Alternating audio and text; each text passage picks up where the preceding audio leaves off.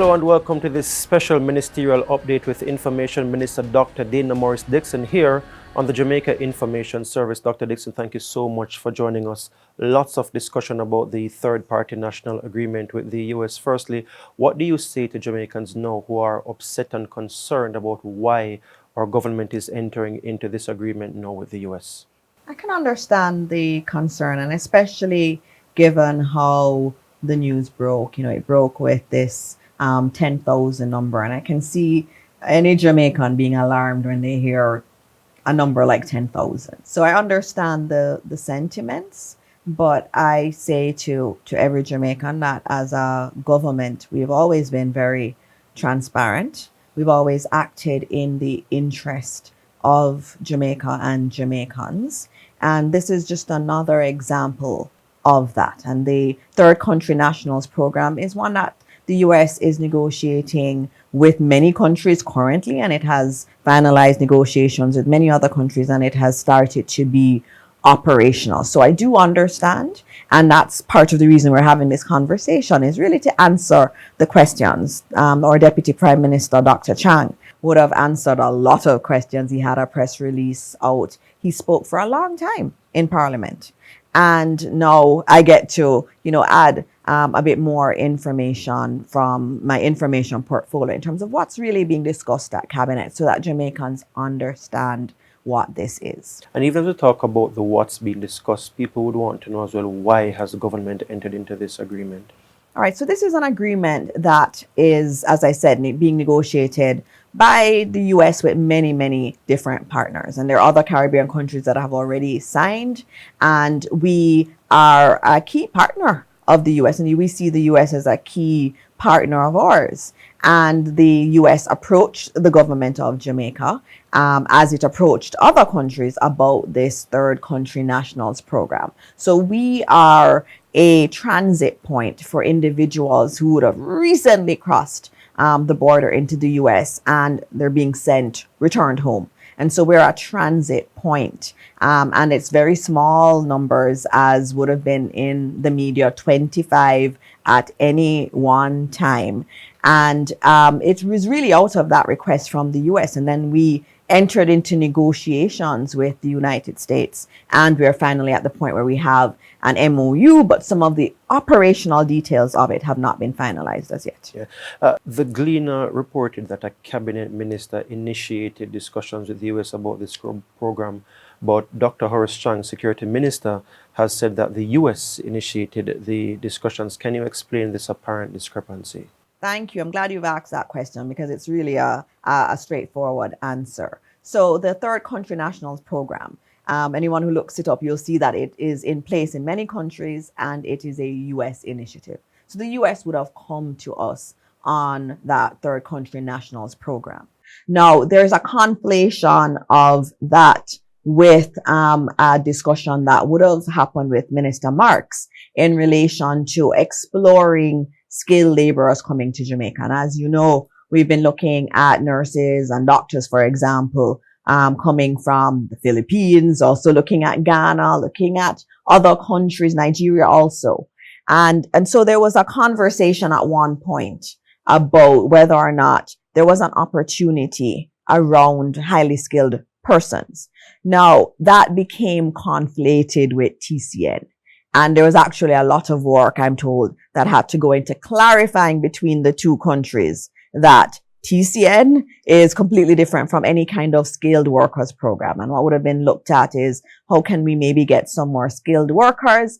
And at the same time, there were discussions around how can we get more of our farm workers and or hotel workers that are going to the U.S. And we know those programs tend to be oversubscribed. Is there an opportunity for Jamaicans to also be working in the U.S.? So it was a more holistic conversation. But at one point, it did get conflated with the Third Country Nationals Program. And that's where that issue was. But very soon after that cable would have been sent that I see being discussed in the media, very soon after that, there was clarification. And it's really for that reason that when you're doing bilateral negotiations, they tend not to really be public because you have several different iterations of the conversation. So it started with a U.S. overture.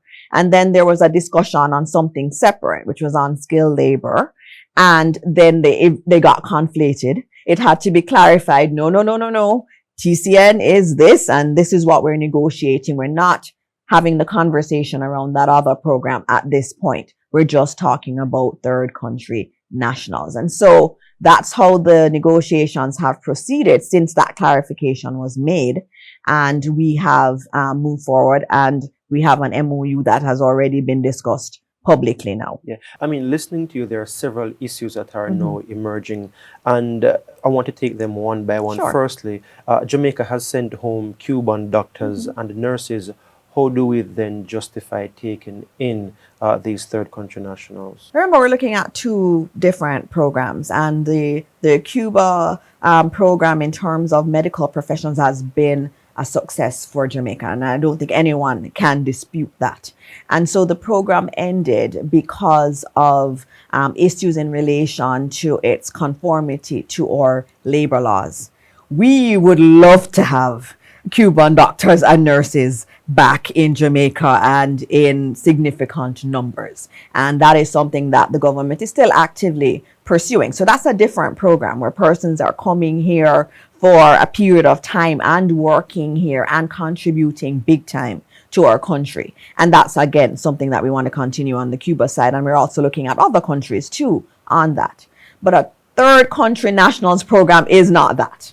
A third country nationals program is where we have an agreement with the U.S. that individuals who are being returned to their country transit through Jamaica on a short-term basis. So this is not an employment long-term kind of program like the Cuban doctors program would be. And speaking about that, you can leave from the US and go virtually anywhere in the world. Why is Jamaica needed as a transit country?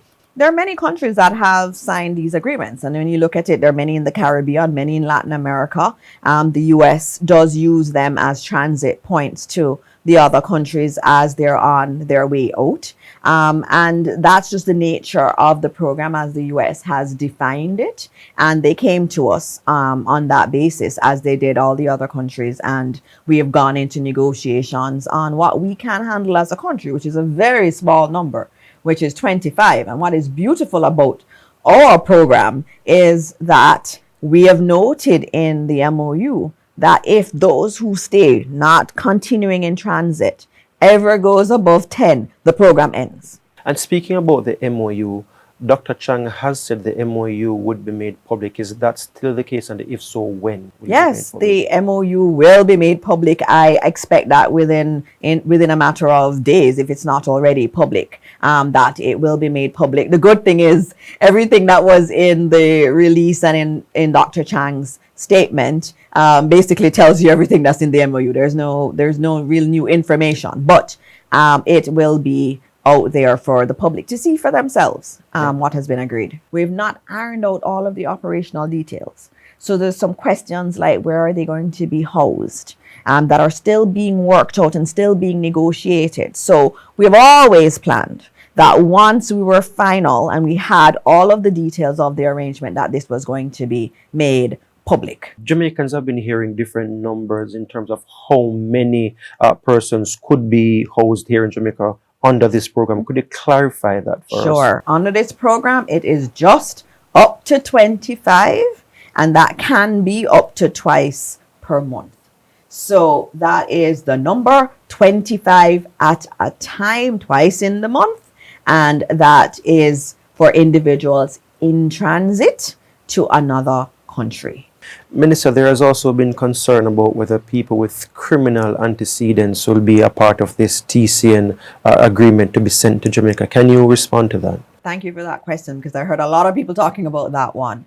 We've been very clear in our MOU and in our discussions that individuals who have a criminal background, criminal antecedents, will not be allowed to come through Jamaica, to transit through Jamaica. So that is very clear, and that has been clear from the beginning of the negotiations. And finally, what happens now?